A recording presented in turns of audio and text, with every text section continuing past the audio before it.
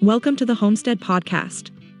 You are joining co-hosts Carol and Jamie of twogalshomesteading.com. If you found yourself here, that means you are ready to take responsibility for what you eat, your family's health, and your family's well-being while living a simpler life.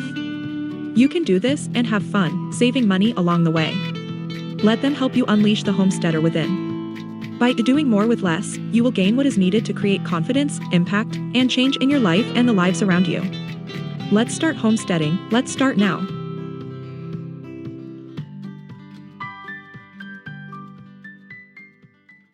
We'd like to give a special thank you to picosupply.com for sponsoring our podcast. Hello, Jamie. Hi, Carol. How are you today? It's crazy days around the world. I was going to say, we've had quite the weather. Yes. Not that it's been bad weather. It's just that it just keeps snowing. It looks like winter. Yep, it looks like winter out there. Feels like winter, although it's been in the 20s, so it's really not too bad. No, we're not below zero.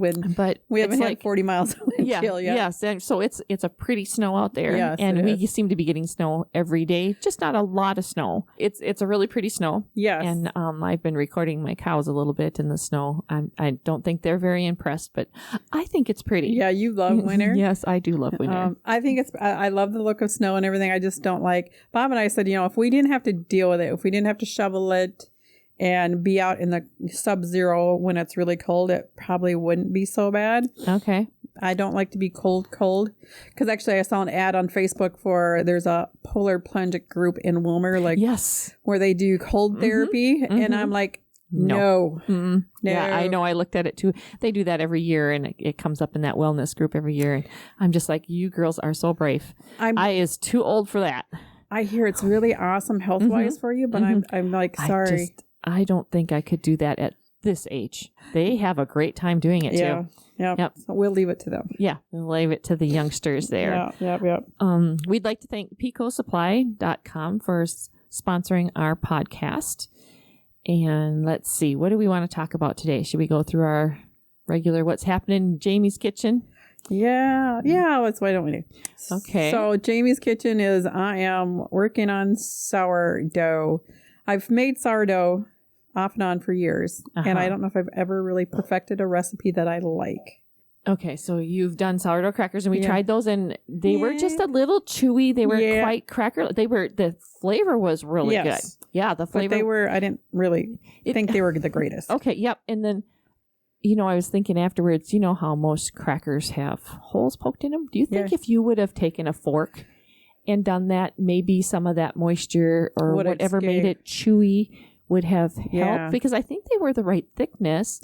Yeah. It was like all it was sourdough starter and olive oil and then your herbs.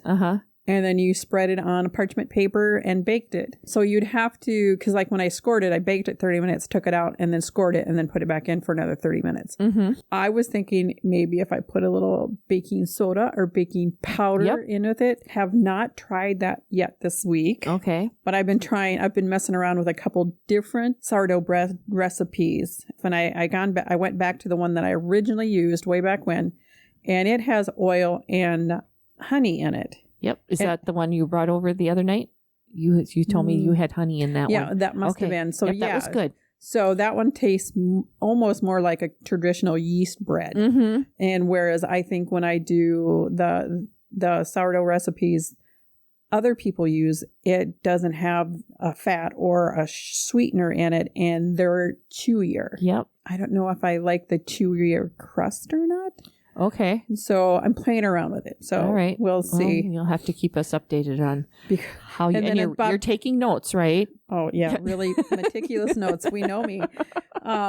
So I like, Bob goes, so what's this? I made one. He goes, well, I like this. And he goes, which recipe is this? And I'm going, I kind of goofed on that one. It's kind of a wing one. It's like, oh, that doesn't look right. We better add a little bit more flour.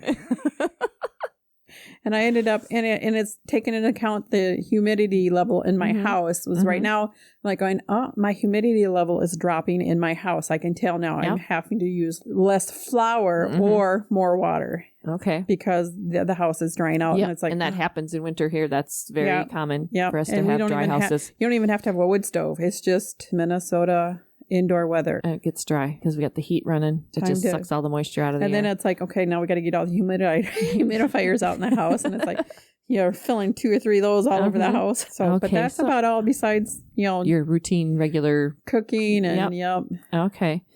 So over here, my kitchen's been fairly active. I know I talked to you about the cheddar cheese I had made. Yeah. So I tried the hard farmhouse cheddar. And that actually, we could have tried it when you guys were over here last weekend. And I forgot about it. And so I tried it, Monday? When did I send you that? It was sure. Monday or Tuesday. Monday or Tuesday. I'm like, oh, that's right. I was supposed to cut into that. I did cut into it. And I was like, well, I don't know. There's some mold on the rind. Okay. And I was like, on one side, just on the one side.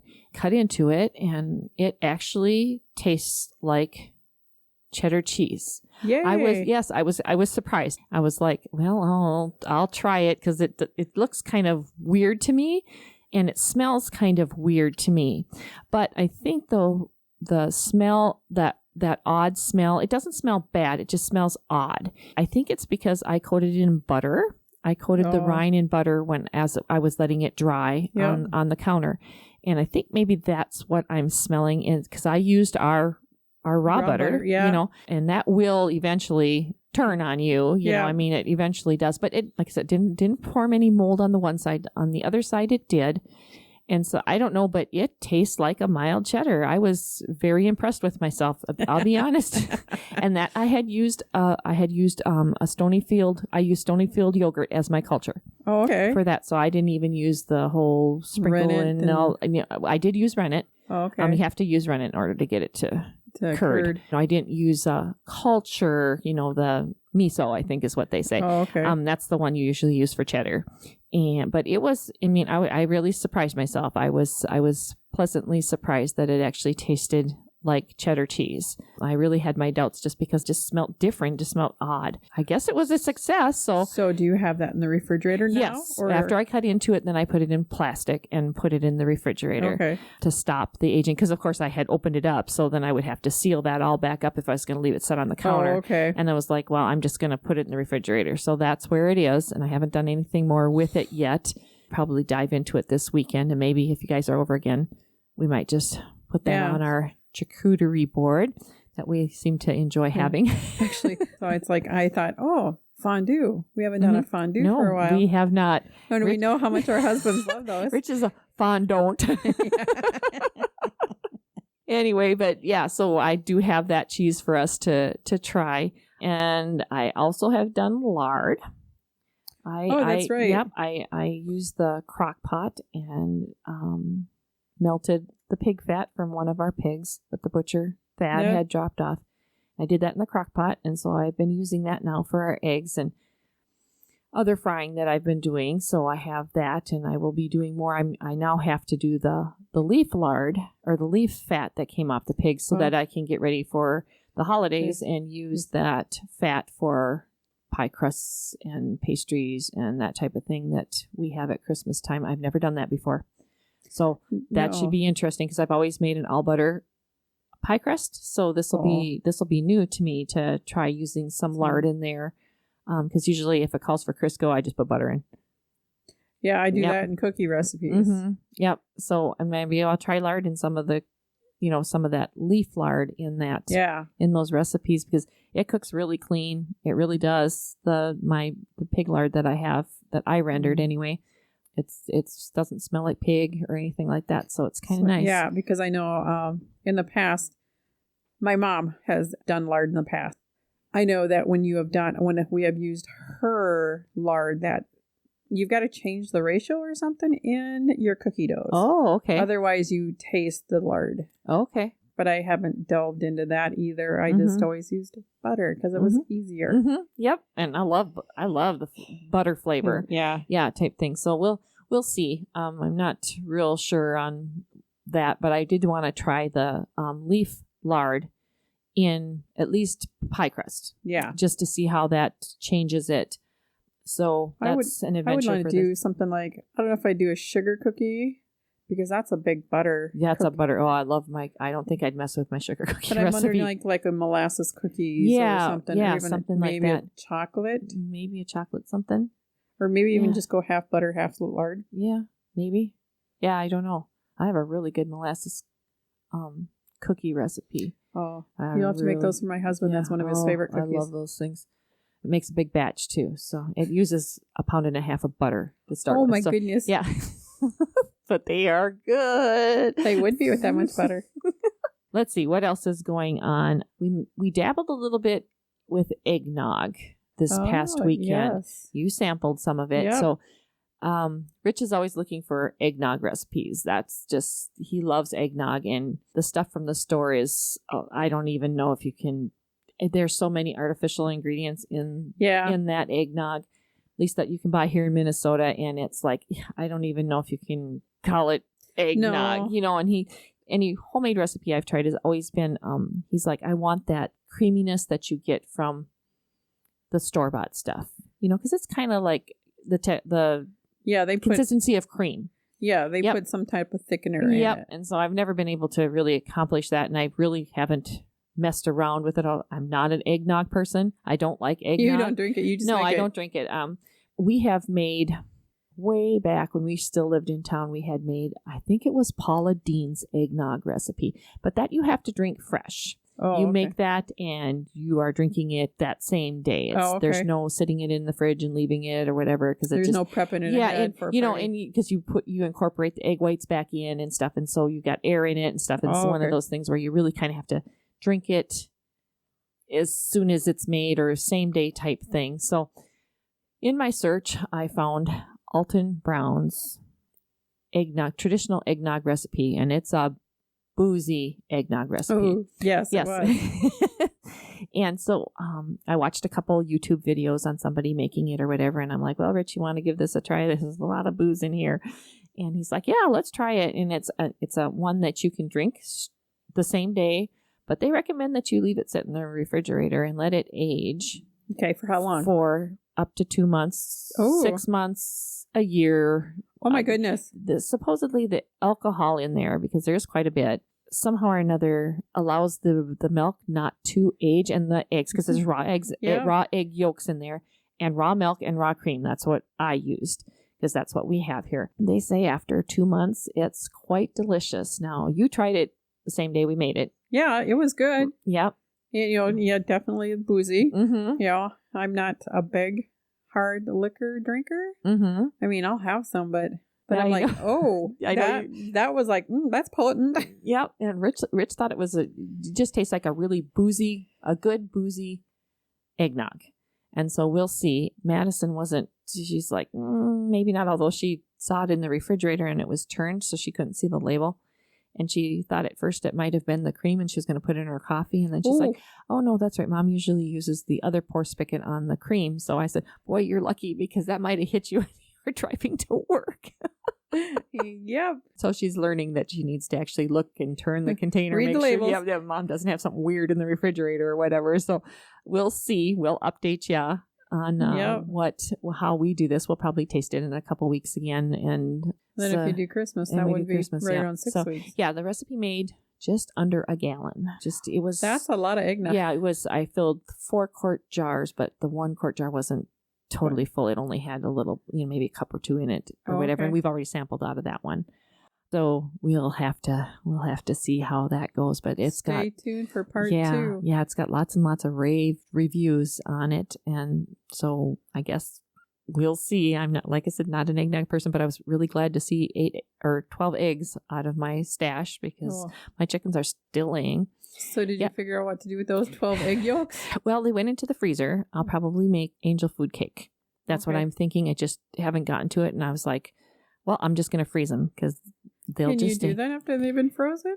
I don't know, but they went into the freezer anyway, and then I can deal with them later. So that, or next time you do freeze-dried eggs. Yeah. But that probably won't be for a while. No, it probably won't be. But I don't know. I don't know, Food Network or something. Yep, you can go ahead and freeze them and save them for later. And I didn't have a chance to look, and I was like, I need to get them in the freezer because they're going to turn on me. Yeah. So I'll just put them away. It's to the point of use them or lose them. Yep, exactly. So they went into the freezer. So we'll see, because angel food cake isn't something that I make over the holidays.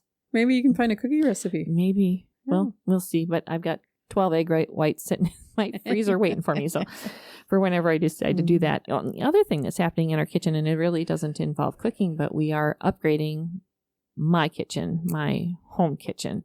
We're adding an island, and it's a DIY project that Rich is going to put together, and I'm sure he'll probably wrangle your hubby in with it. Yeah, Bob will probably. Yeah, be over here too. We've got the cabinets are coming at the end of the month, and we'll be ordering the countertops here shortly, just because, well, we're using the local Menards, and I saw their flyer said this is the last of their 11% offs for the year, and so that's ending next week. We need to get that in there so we can get our little discount, because, you know.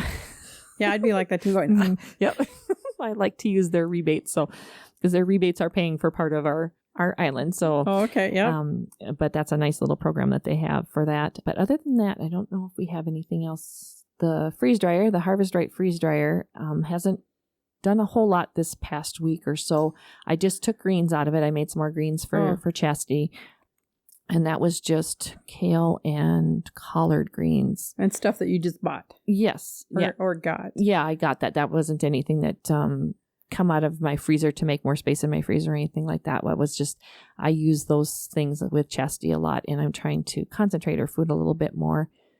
If you don't know, we have a disabled adult daughter that lives with us. She is tube fed, and I feed her a real food diet. I do not feed her Nutrin or Pediasure or those Ensure, that type of thing. She actually has I actually spend time every day making food for her. And so the freeze dryer is coming into play there with concentrating some of my foods for her, so I don't have to have such amount of bulk of food for her. Yes. We still have to make up with it for water, but that's easy to do. Yeah. And so I'm just trying to feed her a smaller amount of food so she doesn't have 4 cups of food sitting in her belly at one time.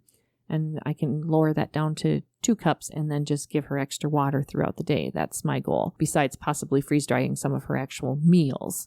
I haven't gotten to that yet. To that point, yeah. Yeah. So that's about the only thing that come out of the Harvest Right freeze dryer. And the greens took about 12 hours, and they were pre-frozen, and it was kale and collard greens. So last time I did it, I think I had lettuce in there, some kind of a spring mix or something. But this time, my kale, I had a big bag of kale, and it just filled my trays. So I really didn't have room for much of anything else. But she gets kale daily anyway, so that's perfect for her. So how long did it take to freeze dry that? It took about 10 to 12 hours, because So it kind of happened overnight. And so because Rich works during that, he came home. I fell asleep on the couch waiting for it to go into the final dry. And so I just went to bed, and he came home, and then he made the adjustments. So it actually ran longer than it had to, because we were on the final dry all overnight, and then we had to get through milking. And so it ran longer than it needed to, but it takes about 10 to 12 hours if the greens are pre-frozen. Oh, okay. That's a pretty quick run. Yeah. That's a fairly fast run, and that's kind of candy mode takes about 4 to 6 hours. That's the fastest one I've done so far. Okay. But yeah, the greens are pretty fast if you have them pre-frozen. And then, of course, deer hunting season just ended here in Minnesota. Madison actually went with her boyfriend in that hunting party. She usually hunts with our neighbor, and this year she's got the boyfriend who hunts as well, and so they hunted on some public land down in the southwestern portion of the state. Their hunting party got 4 deer over the course of the 2 weekends, because we're 14 days. How is it? It starts on I have no idea. Saturday morning, and then it goes for that full week into that month to that Sunday night. So whatever that is. And so she was there for the weekends hunting. And she did manage to shoot at the deer, one of the bucks they got, but she missed, and her boyfriend took him down. The other guy got the other 3. I think I don't remember how many were in her hunting party. So she was there last night helping cut and process the meat. So she came home with this big tray, because I am not a good person for cooking steak. I told her, don't bring home any steak. Guess what's in the box? Steak and roast and backstrap and a few things like that. So I snapped a picture, sent it off to Thad, and said, our butcher, and I'm like, help me out here, and so he said, okay, sure. I'll, after I get done in the shop today, I'll send you over some recipes and give you some suggestions as to how to do it. Cause normally I simply, pressure can the deer. I pressure can it. I usually put tomato juice. So it takes a little bit of that wild flavor out of there, and I can it in chunks, and we just use it for soup. Yep, I use it in soup. I know you don't do a lot of soup at your house because you have a husband who doesn't eat soup that much. He'll eat it, but he doesn't want it every week. But we consume a lot of soup in our house, and so that's how I usually use the venisons. It would be nice to be able to use it a different way. Yeah. Now, here's one way. We lived in South Dakota for a while, and this was a South Dakota thing. Well, we lived in Mitchell, and they called chislet? You took stew meat, venison. You cut venison into stew meat size. Yeah, you rolled it in a flour, and then you deep fat fried it. And when you took it out, you put garlic salt on it, and then you would dip it in ketchup or a condiment of your choice. Oh, and so was the flour seasoned? The probably was just salt and pepper. Okay, that's the way we've done it. Okay, and that's the only way I would eat venison because the very first time I ever cooked venison, I was pregnant. Probably in 3-4 months or something like that, and the smell of it made me. If you get true wild raised venison. It was a Bemidji area. So they eat a lot of pine needles. So just the smell of it was like, I didn't have morning sickness except for that one time I thought I was going to throw up. See, that happened too when we were early married. And my sisters always, my dad was a deer hunter. My mom hunted it. And then they passed that down to my sister. And she always goes north. She's always in north. And she had gifted us some of the venison they had gotten. And this chesty was probably like 2 at the time. And I remember cooking these steaks, and it smelled wild. And Rich is like, "Oh, this is really good." And all I could see was Bambi standing on my plate, and I just couldn't eat. He ended up eating both steaks or whatever. But it was I'm like, I can't eat this. And I grew up eating venison, and so I don't know. Not that we probably not as I was older, but when I was little. Mom and Dad hunted all the time. I had a great uncle who lived in northern Minnesota, lived in a cabin with no running water. They went up there and they did hunting, and they come home with $3-4 on the truck, or whatever. And so I know I ate venison as a kid, but I don't remember that. But boy, I tell you that, no, I couldn't do that. But I can today. Doesn't bother me to eat venison. But that's what I learned is if you can it in tomato sauce, it will, or tomato juice. It tames it down. Yeah, it tames that wild flavor down. But around here, I'm pretty sure all our deer are basically corn-fed. Good. Yeah. And I don't know because because they hunted on public land, so I'm not exactly sure what their diet is there. But she said they were cooking venison while they were doing this packaging. They had cooked up some steak chunks or something or another, and she said it was really tender and very delicious. So we'll see. Whoever was cooking it knew how to cook it. I threw everything in the freezer but 2 packages of steak. And so I've got that in the refrigerator, and we'll see if I make it tonight or if I wait for Thad to give me a couple of good ideas of what to do with it. But we'll see, and I'll see how it tastes for me. But yeah, I'm a little picky with the grass-fed. Even though we have grass-fed beef out here, that doesn't bother me. But the wild flavors don't always go well with me. So I don't think there's anything else that's going on. It's a slow time in the kitchen right now. Right now. Well, next week will be very busy because we'll be prepping for Thanksgiving. Yep. I was just working on my menu here just before you came. I was actually doing a little bit of what do we want to have because we're pretty traditional in our house. I know you're not. Well, actually, my daughter is this year. Oh, okay. Well, actually, she wants to deep fry a turkey. Okay, and that's one thing you. It was not my favorite meat. And I was just like, well, you keep all the leftovers then. Yep. Well, that works too. Yeah. I like it fresh, but I didn't like the leftovers. Oh, that's right. That's what you did say, didn't you? Yeah, I've never had deep fat fried turkey, so that we'll just do the traditional roasting like we do. And I'm assuming she's going to use my fryer. Probably. Because she doesn't have one that I know of. I'm like, so do you need the fryer? Also, we're pretty traditional in our house, so we usually have turkey with dressing or stuffing. And I use an apple raisin stuffing without the raisins because I'm the only one who eats raisins in the house that well in stuffing. Rich isn't really a stuffing person or a dressing person. We do mashed potatoes and gravy. I usually make cranberry relish. We usually have breads, bread with the meal. I make homemade buns for after the meal to make sandwiches and all that type of thing. And usually do squash, usually do sweet potatoes.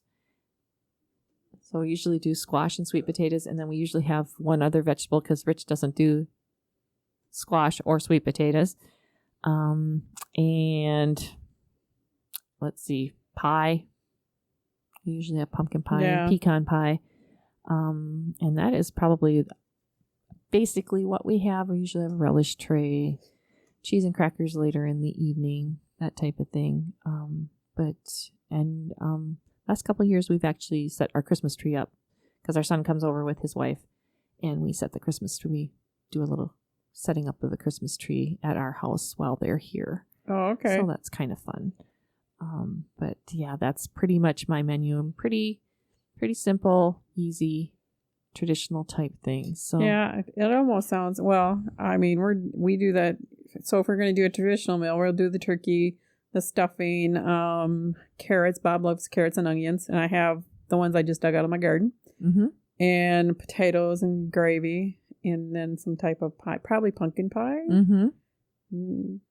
I think I have pumpkin, so that would probably be it. And then probably some snacky stuff, chips and crackers. Yeah, you've got a bigger family than us. Yeah. Yeah, so for us, it's just, the 3 kids. We've got one that's married. Chastity's disabled. And then we've got Madison, and she's not sure if she's going to be here or she's going to be with the boyfriend or there with the boyfriend. So they're still discussing that part. So, so we will see. Last year she was actually in San Diego with her aunt for Thanksgiving. So if she misses this Thanksgiving, she'll be gone for 2 Thanksgivings in a row, which is kind of odd.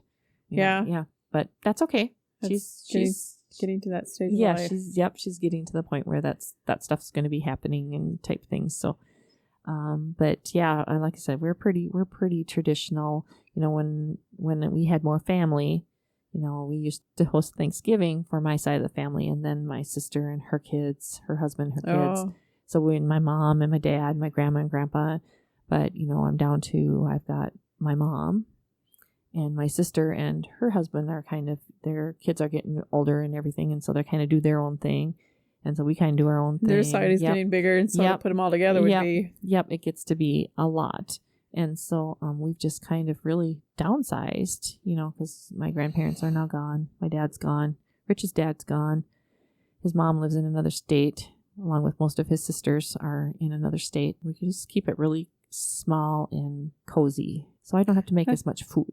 Yeah. Well, it's easier. Mm-hmm, it's almost a holiday. Except you still have your cows they have to go. Yeah, I still have to do all the regular stuff, and it's always easier for people to come here because otherwise we have to leave because we have to go home and milk the cows. Yep. So it's easier to host. Yeah. Have everybody come to me. It's like we always come out here because it's easier. Yeah, it's easier. It's easier because it's like we'd have to wait for you to finish milking and chows and stuff. Mm-hmm. Yep. It just works easier. Let's see. Anything else? I was thinking that maybe we should talk a little bit about chickens. Family-owned PetecoSupply.com brings small-town customer service to their online farm store. PetecoSupply.com specializes in automatic waterers from top brands such as Miraco, Jug, Franklin, Trojan, and Ritchie, as well as other products for your operation. Find your farm supplies and automatic waterers at PetecoSupply.com. That's PETECO Supply.com. Petco Supply. Yeah. I'm seeing a lot of things about chickens lately, and here in Minnesota, you do have to think about chickens in the winter. So I thought maybe we should talk about chickens because I've been dealing with chickens this past week, getting ready for winter. But I thought maybe we should talk a little bit about chickens. What do you know about chickens besides they lay eggs? And they taste good. And they taste good. I grew up with chickens. Mm-hmm. I come from a big family. There's 6 kids, mom and dad. Mm-hmm. So there's 8 people in our house, and we raised chickens for to butcher, and every spring we got 100 chickens. We butchered, and then we, of course, for eggs when you have that many people and stuff. Beyond that, I have not picked a chicken egg or helped butcher chickens in 40 years. Wow, almost 50 years. Wow. Okay.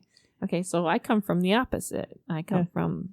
We grew up in town. Yeah, and we we got our eggs from Grandma, because Grandma, back then, back in the 60s and 70s, Grandma raised egg layers, and they sold the eggs, loaded the trunk up with their eggs from their chickens and hauled them off they drove down to Redwood.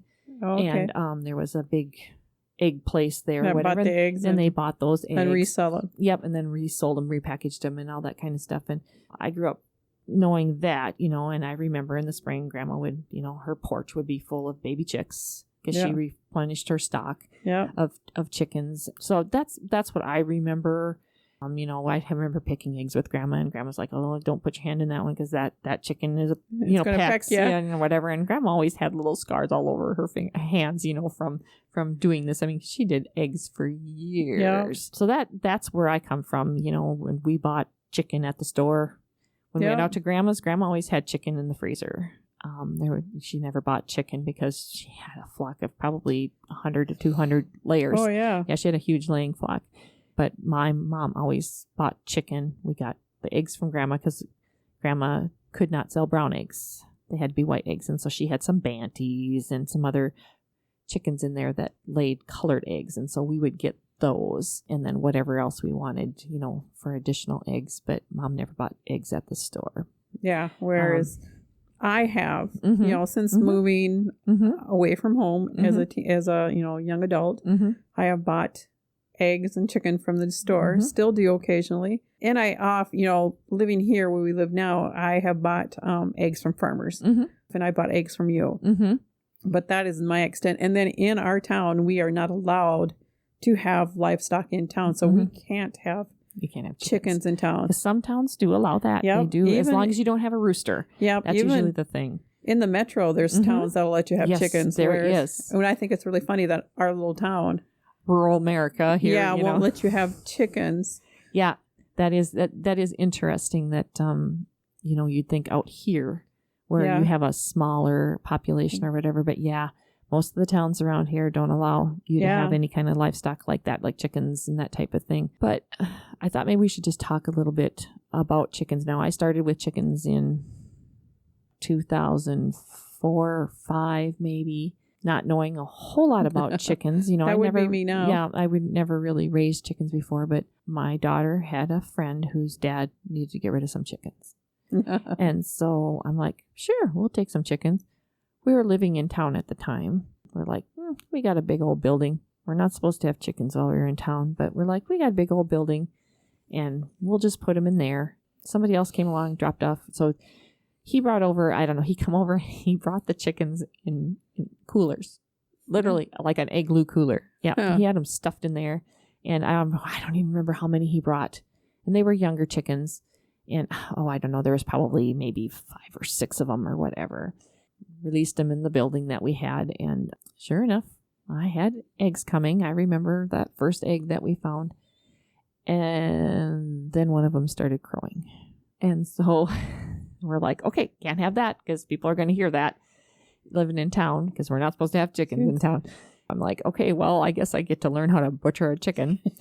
I went on the internet, printed off how to butcher a chicken. All the pages, I must have had 10 pages, pictures, everything, laid them out on a table, put them in plastic sleeves. So if they got wet or laid them all out in order.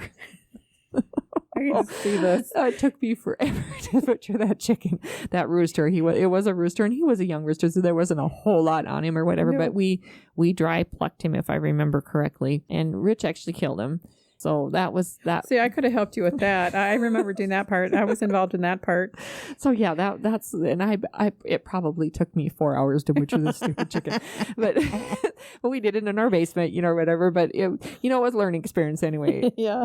So that was my introduction to chickens. Shortly thereafter, Rich's dad passed away, leaving the farm.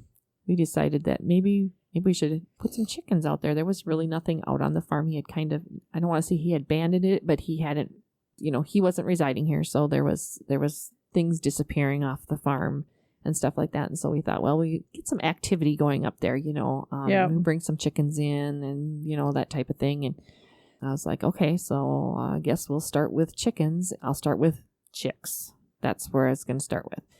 I learned that you can actually order chicks. You don't have to raise them yourself, but you can order them from a hatchery, and they come in the mail. They come in the United States Postal Service. I always thought that was weird. Yep. You can actually order them, and they, there's a minimum. Usually it's 25 chicks is your minimum, especially in the winter, because most people, that's when you're looking for you want your chickens to be laying by spring or by summer. Okay. And it takes 5 months for a chicken to go from a chick to grow to a chicken to start laying eggs. Okay. If you want eggs in May, you need to have your chickens in December or January so that you have them laying by then.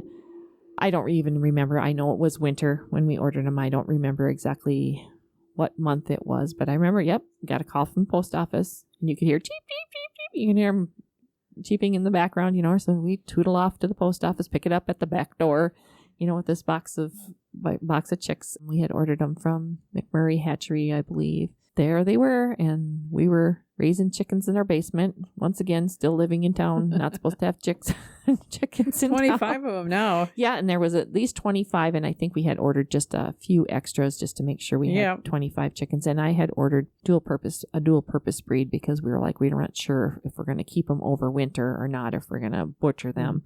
So I had ordered Barred Rocks and, I don't remember what they're, Delawares, Turkins, I think.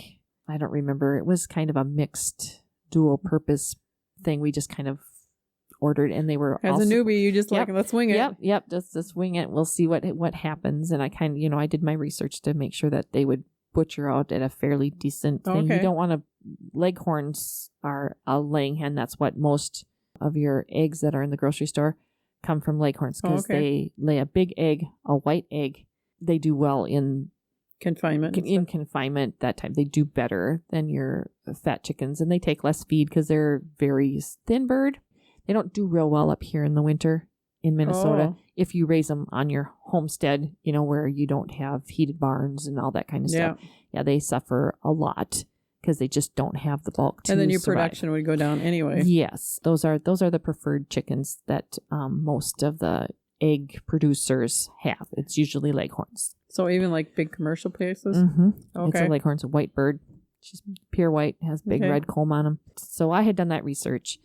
We had this mixed. I don't know if they were exactly heritage breed or not, but we also had 2 turkeys that had been dropped off by a friend of mine who had found them in the ditch, because we have Janioas out here.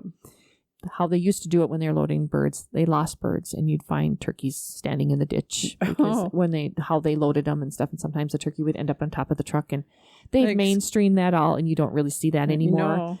But there for a while you did. And she had picked up these 2 turkeys, and she's like, you want these 2 turkeys? And so we had 2 turkeys as well out here, 2 big white, broad-breasted turkeys out here. And so we raised those in the house, and once they were big enough, we brought them out to the farm here, and we got eggs and all that kind of stuff. And then in the fall, we did decide to butcher them because we weren't going to run out here every day trying to. No, if you're still living in town and not out here to take care of them. Yep, trying to tend them. And so we butchered all of them. And it was, if I remember right, we did it. It was quite cold already. We were butchering them in late October, early November. And it was a cold year, if I remember right. Anyway, so then we kind of just got rid of all our chickens. By the time we started over again, we were moving out here. So it wasn't a big deal.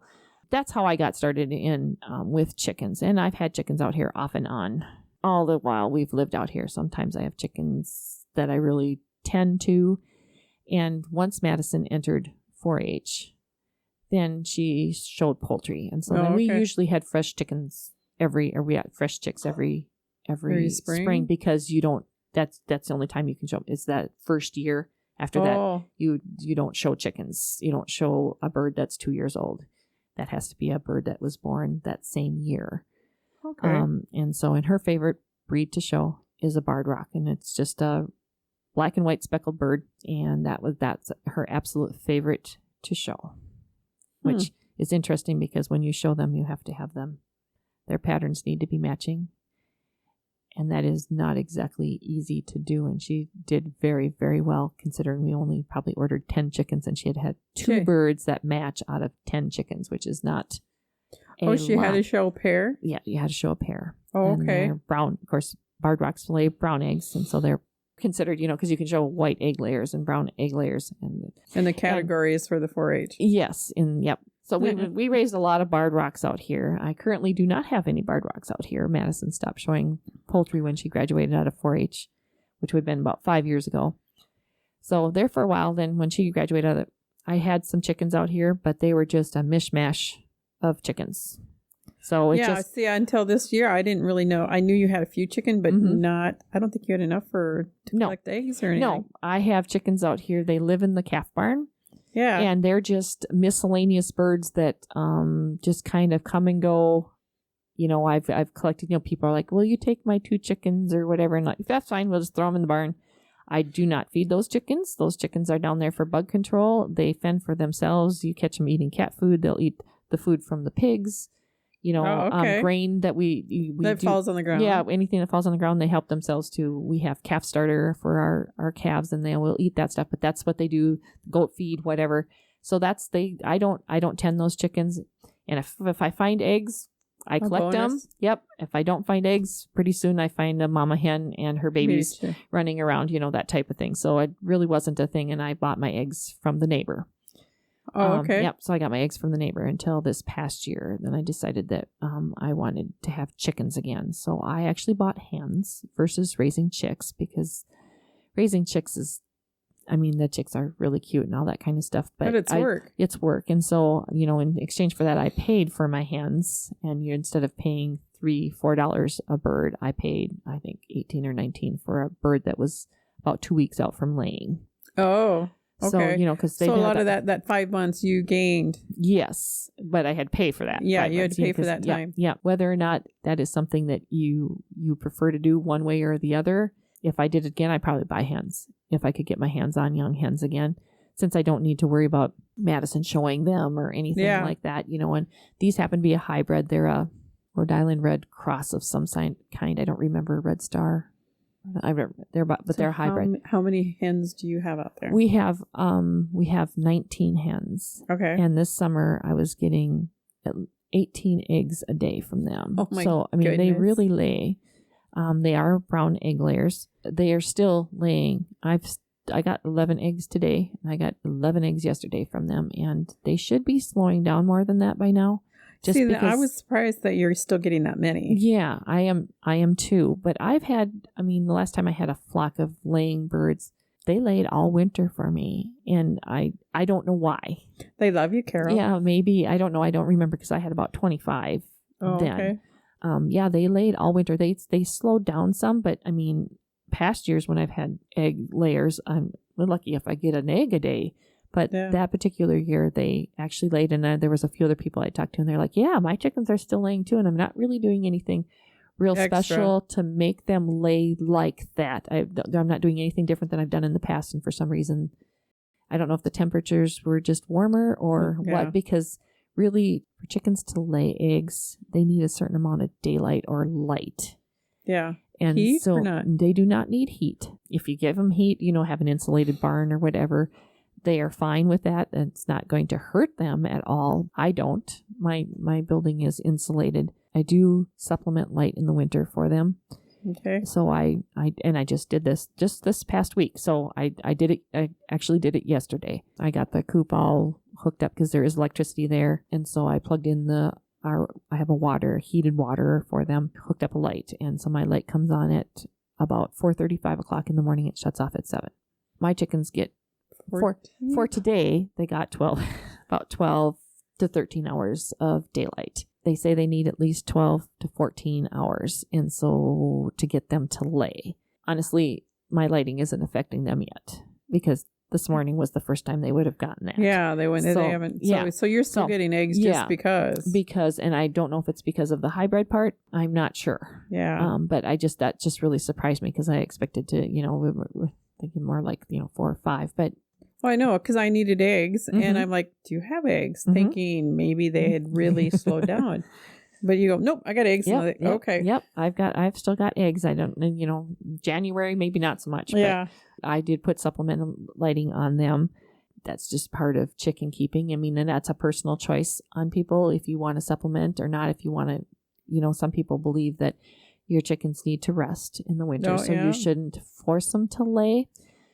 And by forcing them to lay, by supplementing the light, is going to shorten their lifespan. Okay. I don't know, but my thing is I want eggs. I'm still feeding my You're chickens. feeding them, I'm yeah. still feeding my chickens, and And it's not like you're going to butcher them in the spring and be able to eat them. Right. And every animal out here serves some kind of a purpose. Yep. And I'm still feeding you, and so if I'm not getting eggs from you, I'm going to have to go to the store to buy them. And guess what?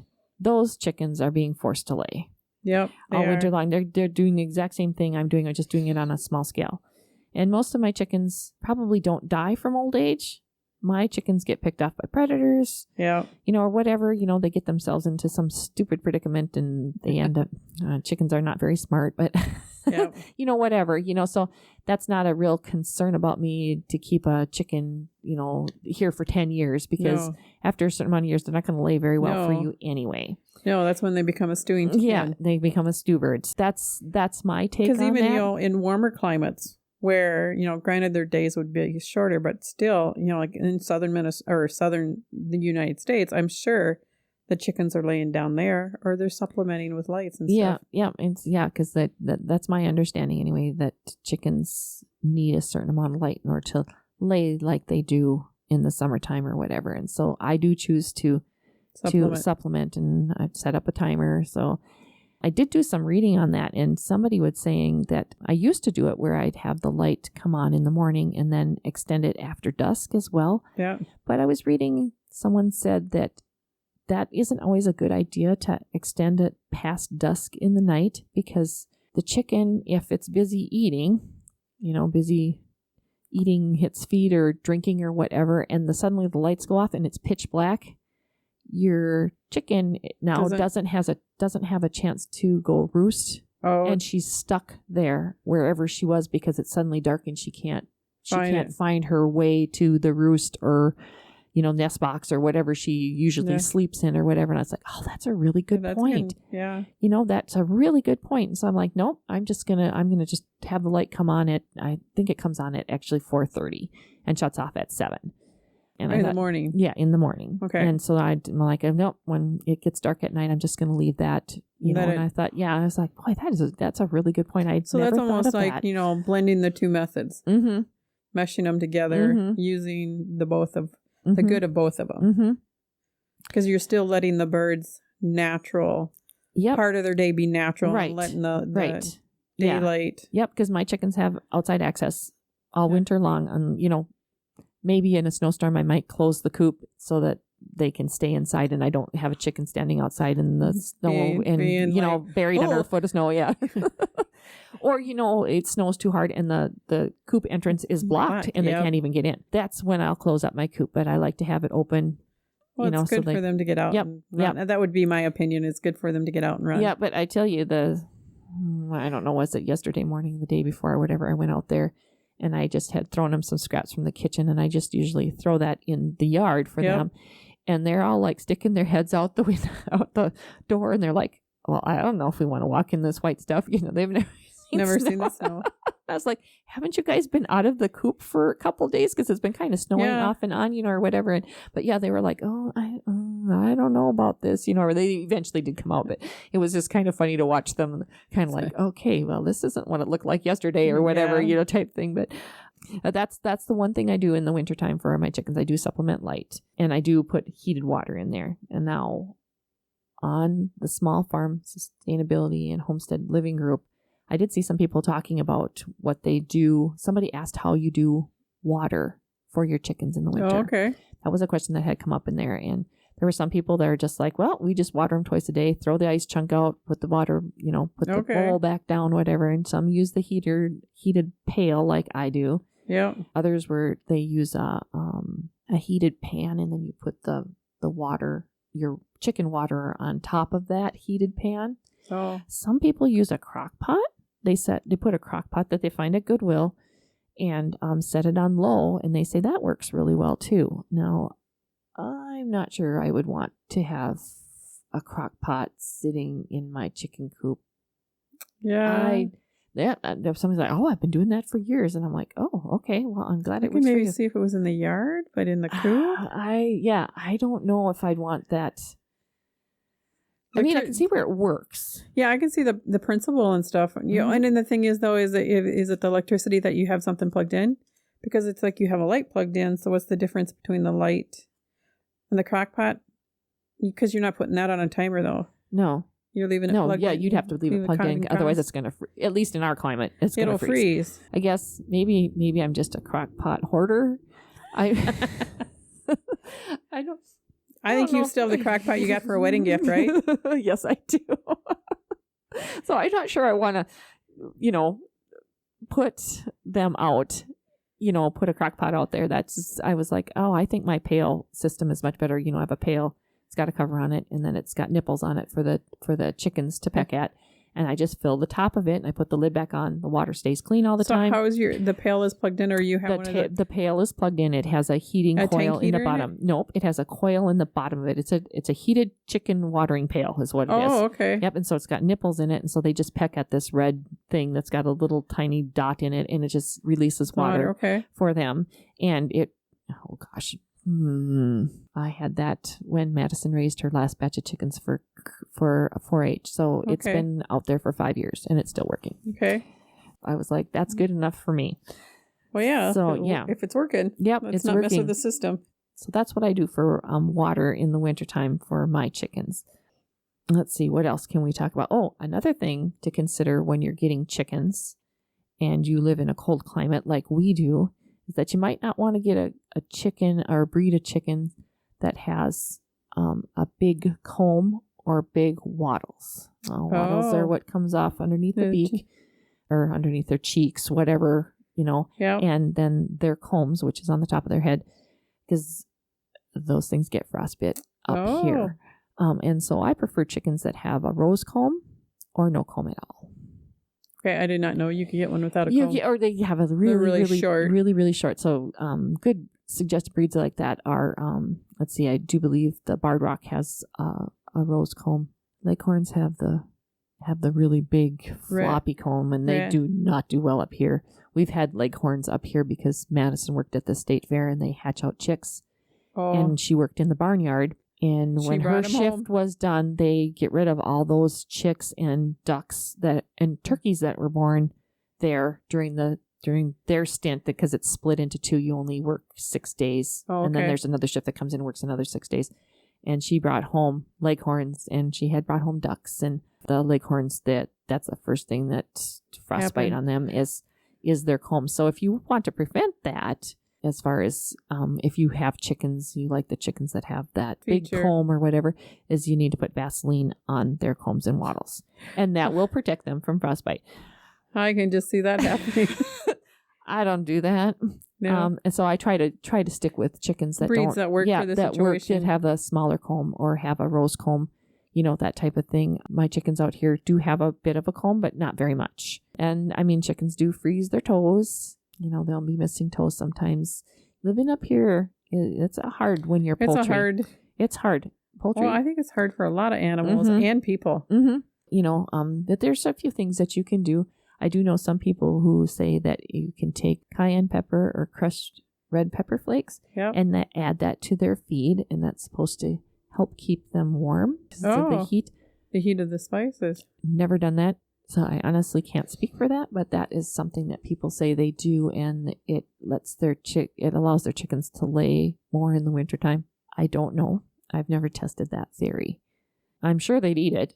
Oh, they eat almost anything, don't they? Yeah, they really do. They even eat things that aren't food. So I don't know. So speaking of foods, what do you feed your chickens compared summer, winter?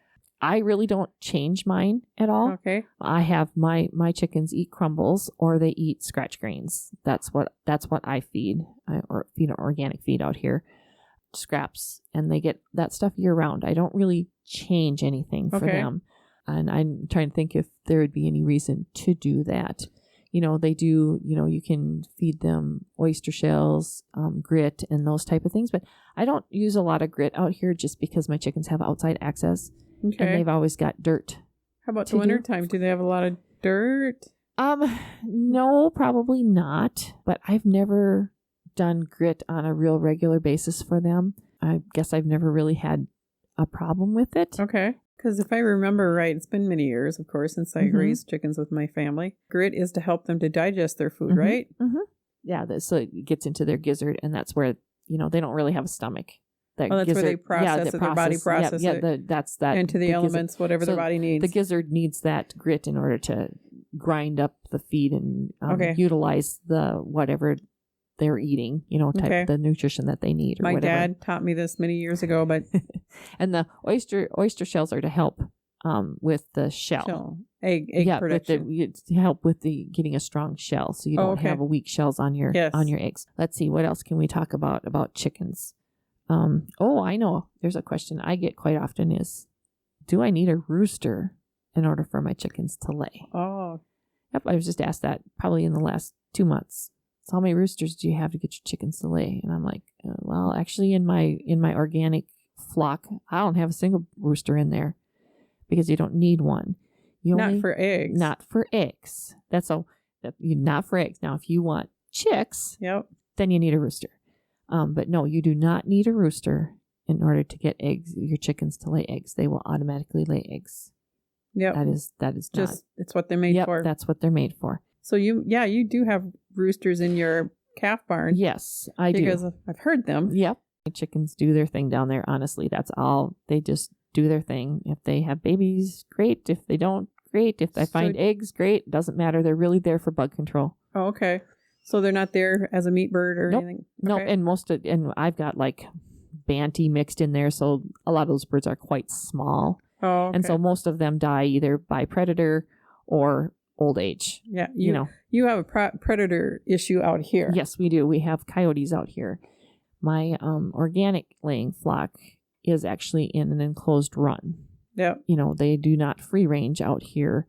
And I did contemplate doing that this fall for a little bit, letting them out or whatever, but I just decided not to. I think their safety was just a little bit more important to me than letting them just run wherever they want to. I might change my mind next year. Yeah. Next spring when I don't know, but I have always had them in an enclosed run. So they can get outside. They just have a limited area. Yeah. And every once in a while, one flies out over the top of my fencing, and they're fairly tame. I just catch them, put them back in the coop. Yeah. It's not a big deal. So you don't have a roof on your run? No, there's no roof on the run. So it's open, but it's short enough. We did have a problem many years ago where we had hawks come in and our run was too long. Oh. And we had meat birds in that particular run, and the hawks would swoop down and pick them off. And so we've learned in the process of that we have to have a smaller square footage so they don't have the ability to be able to swoop down, fine-tuning it so that they aren't so easily picked off by other things. Because we have bald eagles out here and hawks and falcons and all kinds of stuff. So how about like other predators like raccoons or skunks or anything like that? Issues with chickens? Yes. Raccoons. I don't know if raccoons are chicken killers, but they do steal eggs. Mink are terrible. Mink are really bad. And I know we have mink out here, but I've never had an issue with them, knock on wood. Because you have a creek that runs through your land. Yep. So we know there's mink out here, but we've never had a problem. And mink are terrible because they come in for the chicken and they kill the chicken and they take the blood, if I remember correctly. Ew. And they leave the carcass. Oh, they don't even eat them. No. So I know someone who had chickens not too far from us, a friend of mine. She kept losing chickens that way, and so her son went out and sat there and picked off the mink with a shotgun or rifle, whatever he used or whatever. But he was like, mom's chickens can't be picked off all the time. And so I know they're around here, but we really haven't had a problem with them. I rarely see a raccoon out here, and I'm not sure why. We've had a pet raccoon that Madison had a friend who rescued a couple raccoons, and we ended up with one of those raccoons. And we have some possum. We do have a possum population out here. In fact, Madison just found one this past week living in her rabbit tree. We do have domestic rabbits out here, and she found a possum, and she's got this thing about possums. She loves possums for some reason. And so she was carrying around, here's our new kitty cat. We bring it in the house. No, we're not having a possum in the house. We've had possum in the house too when she had found a a dead mama and harvested the babies and raised them. So we've had a possum in the house. She amazes me with her I know, animals. she's quite the girl. Those are the predators we have out here. Okay. And I really haven't had an issue with anything like that. And then of course we have coyotes. Yeah. So the coyotes don't usually come up where we're living. Around the house. But I mean, all of a sudden it's like, we used to raise turkeys out here, and Mama Turkey would come back in from pasture, and she went from having a dozen poults following her to 10. And you just know slowly but surely down. Surely then, And when we had ducks out here too, the ducks kept getting picked off. And so I finally threw the ducks in with the pigs. And our ducks lived in with the pigs just fine. Coyotes won't enter that pen. And the pigs didn't bother them. So that's where my ducks went. That amazes me. These pigs will eat almost anything too. Yep. Well, I've got a rooster right now living in our pig pen. He's been living in there for I don't know how many years. And he just eats along with the pigs when Rich feeds them and whatever. And every once in a while I find him over by my organic chicken coop. And I'm thinking, I don't understand how you cannot figure out how to fly in there with those girls. But no, he just walks around the outside perimeter looking at all the pretty girls. And then very soon he just wanders off and I see him back in the pig pen. So I'm like, okay, well, I mean, if he goes in there, I don't care, but it's just like, but yeah, he's lived out there for, I bet he's been out there for at least 3 years. Oh. And he never goes in the barn. He's always out in our pig pasture, pig pen, whatever you want to call it. So pig run. Yeah, the pig run or whatever. Yeah, he's always he sleeps on top of them, and when they're all piled up for the winter, and he's sitting on top of. So they warm. Pig. So so he stays just fine. He looks great. He's a beautiful rooster. But yeah, I don't know. He's probably all the papa to all those chicks you get out there. Could be. I have no idea. All the livestock we have out here. Chickens are probably one of the easiest livestock animals to start with. Rabbits are pretty easy too, but chickens are easy keepers. They really are. They don't need a lot. No, they just need water and food every now and then. And then you got to clean the coop every now and then. Yeah, you got to clean up after them, whatever. Like if you're raising them like I do with the ones that are in my calf barn. That's almost hands off. Yeah, I don't really do anything at all with them. But I'm also not expecting them to lay eggs for me. Or you're not even expecting to butcher them. They're just pest control. Mm-hmm. Which is nice on a farm. Yes. But I think chickens are a nice gateway, so to speak, a gateway animal for getting your feet wet into animal husbandry, where you kind of learn they're not real difficult to take care of. Don't need a lot of stuff. I know a lot of people who worry about worming their chickens and all this other stuff. And I don't. I am really hands off with my chickens. I don't really do a whole lot with my chickens. I feed them, I water them. I might monkey around with them and pet them and that type of thing or whatever. But I really don't do a whole lot with my chickens. In some towns that allow you to have chickens, I think a lot of times they limit to the number. Mm-hmm. And a lot of times it's like 4. Mm-hmm. It doesn't take you... you probably have to feed them once a week if you've got a feeding system going on, and make sure they have water every day. Mm-hmm. The only drawback to having animals in Minnesota is January. Yep. When you have to go out there and you have to take care of them. When it's bitter cold, and it doesn't matter if it's storming or the sun is shining. Yep. January is the time of the year that it's like, I like Minnesota, but January. We just skip over January. Yeah, there's about 3 weeks in January we can just not have. Mm-hmm. So I think chickens are a really nice place to start if you're considering livestock to dip your toe into livestock. Yep. You don't need a whole lot of equipment or space building wise. Yep. They're really quite easy to take care of. I do use chickens like to dust themselves because chickens do get lice. Yep. And so I do use DE for that. I put a bowl out there, whatever. What is for those that don't know what DE is? Let me see if I can pronounce it. Oh, I could probably do it for you. Diatomaceous earth. There you go. Yes, that powder, and we use it. We use that everywhere here. I use it. I use it in my garden. I use it. Yeah, I've used it in my garden to get rid of slugs. I use it on our cows for mites or for lice and we use it on the horses and. We use it all over the place, but I do use it for the chickens for dusting. I put a bowl out for them.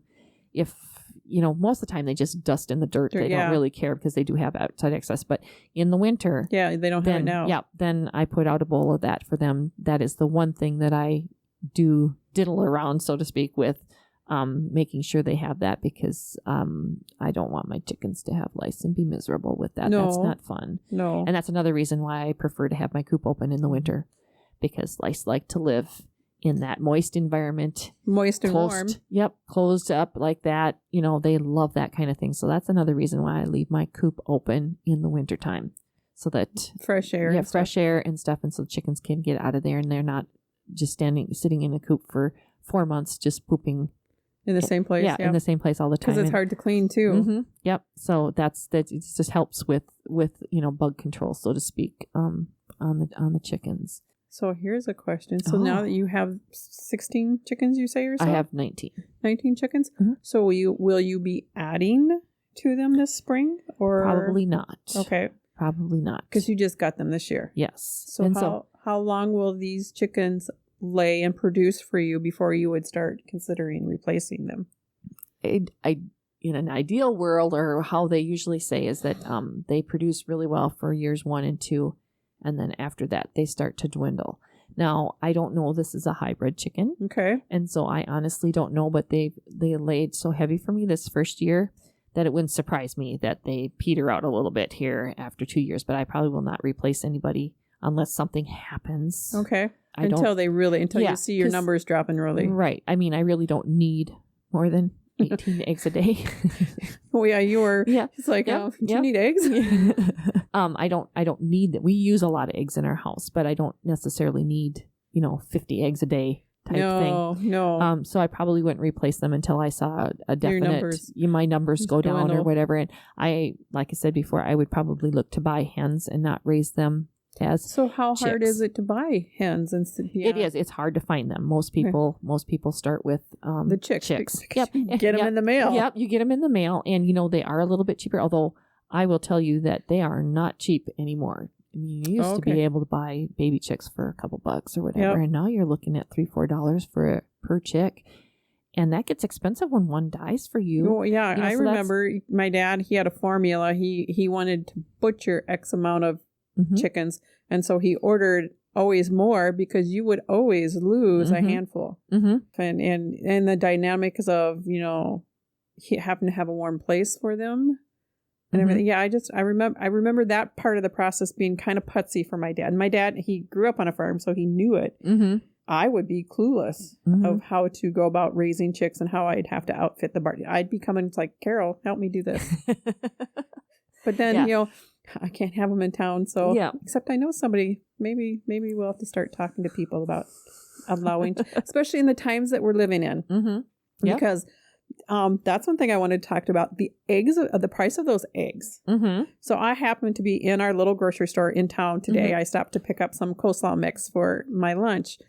And I just walked by the cooler and I looked down, and commercial eggs were $6 a dozen. And I went, oh, really? Yeah. And I'm like, really? Is that real? And so I just did it as I walked by. I really didn't pause and look. And then he has farm fresh eggs too. And I didn't look at the price of those. But I was like, oh my goodness. Yeah, I know the price has been kind of bouncing around. I mean, there for a couple times, and I don't get to town real often to go shopping, but I know a couple times I was in Walmart and there were no eggs at all. Yeah. And let alone what the price of whatever it was, or whatever. I shop Aldi's, and there's been some times in the last 4 months or so, 5 months this summer, they had no eggs, or they were limiting you to 1 or 2 dozens. Okay.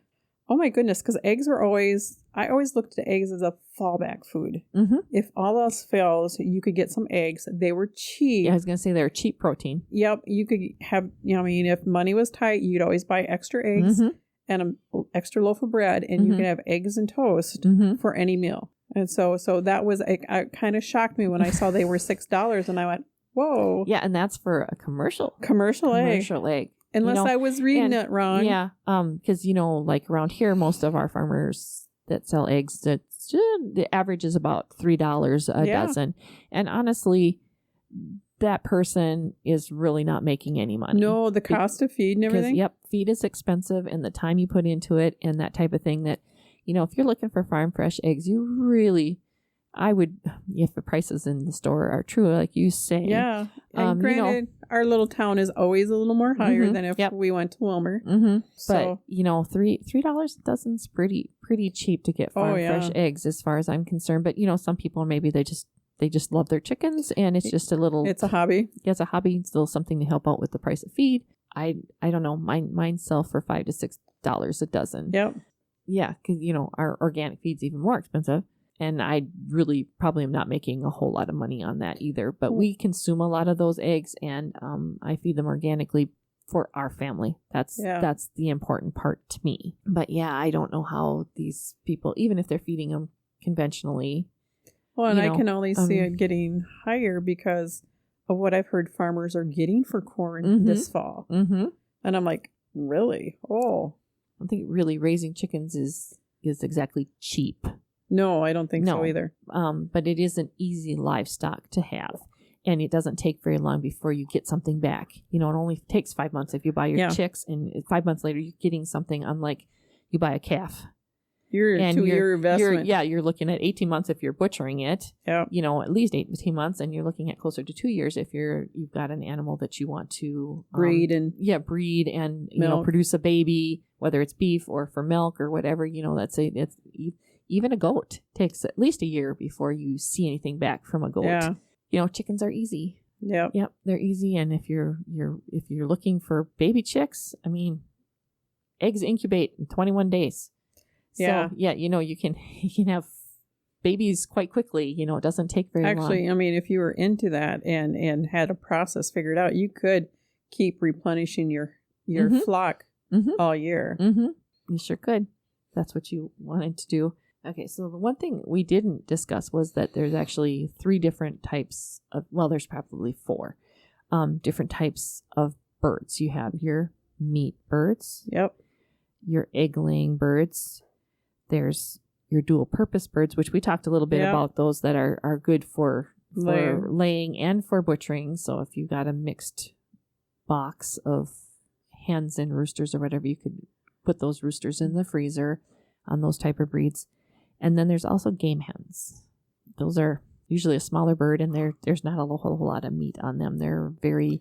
Oh, so are we talking like quail or... is it a New Guinea or... I'm not sure where guineas fall.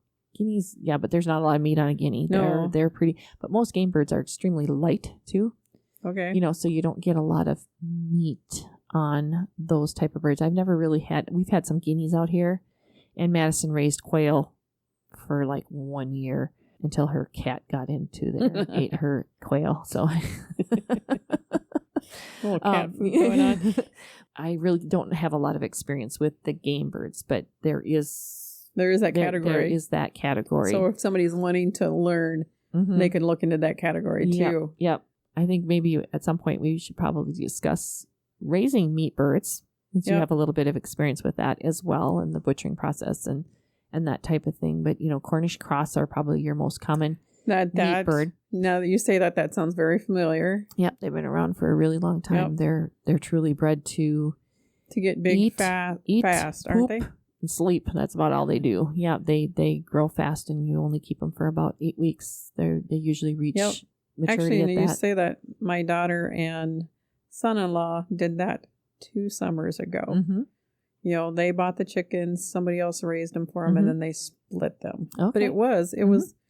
They bought them in May and butchered them in July. Mm-hmm. Yep. They don't usually hang around real long, and if you grow them any bigger than that, they usually outgrow the capacity that their heart has to function correctly, and they usually die because they get so heavy they break their legs, and they can't fly because they're bred to be heavy. Yeah, and so there's a lot of risk that goes with trying to extend them any farther. You might be able to get to 10 weeks or 14 weeks. I've had some that have lasted longer than that. It's really not worth it. It's really not. Yeah, your best bet is to butcher them in that 8 to 10 week period. We could probably discuss that more in detail as to why you'd want to raise them and then what are your other options besides Cornish cross, because there are other birds out there that people raise for meat that aren't necessarily an egg layer or dual purpose bird. That's all I know about chickens. Okay. Or all the questions I have about chickens right now. Maybe we should have chickens in town. Well, you know somebody on the city council, don't you? I do know somebody on the city, maybe a couple of them on the city council. So I'll probably have chickens out here for a while, at least my egg layers. For a few years anyway. Yeah, I'm contemplating raising meat birds. I do have a lot of people who ask me for meat birds, but they are very labor intensive. It's a short, it's 8 weeks of very labor intensive because they do take a lot more time than raising hens, laying hens. They're labor intensive because you really do have to know what you're doing when you're raising meat birds. And you're limited on space. You couldn't do a big crop of chickens out here? I wouldn't. Because you don't have like a pen or anything to no, put them in. when we did it before, we did have a chicken tractor that we drug through the we actually had a vineyard out here and we drug it through the vineyard. Oh, okay. And so for 8 weeks, every day, twice a day, we move that. And it's a lot of work. And so. And as we get older. Yeah. Like I said, it's only 8 weeks, but it's then labor too, that's intensive. during the time that you've been calving in the summer too, haven't you? Calving? Yeah. Yeah. Well, this summer we had calves born throughout the summer. Usually I kind of taper that off or whatever, but I will have calves again this summer because we got the bull in here late. The bull is breeding now, and so we're looking at August babies.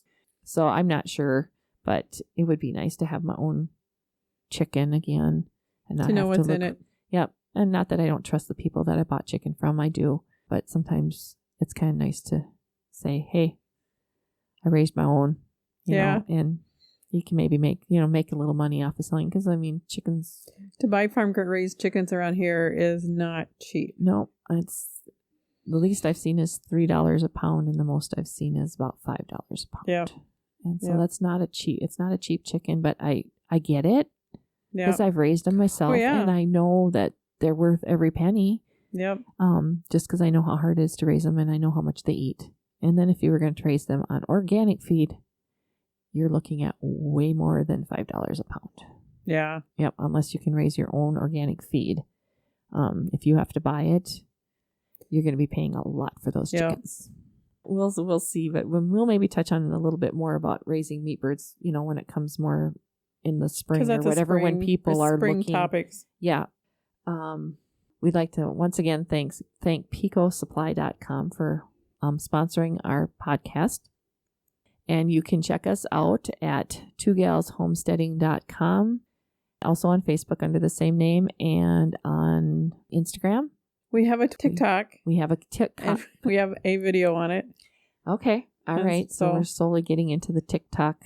Yes. I have a new phone with a better camera. Okay. And more storage space. So yes, we're working on getting some videos up and that type of thing. And so hopefully you can check us out in those places. Thank you for listening to the Homestead Podcast's latest episode. Your hosts, Carol Radke and Jamie Kappas, are Two Gals Homesteading. To learn more, go to twogalshomesteading.com or the Two Gals Homesteading Facebook page at facebook.com/twogalshomesteading. Editing, audio production, and marketing of the Homestead Podcast is the responsibility of Media Transx. The Homestead Podcast is an audio product of Media Transx, a limited liability company, based in Minnesota, USA.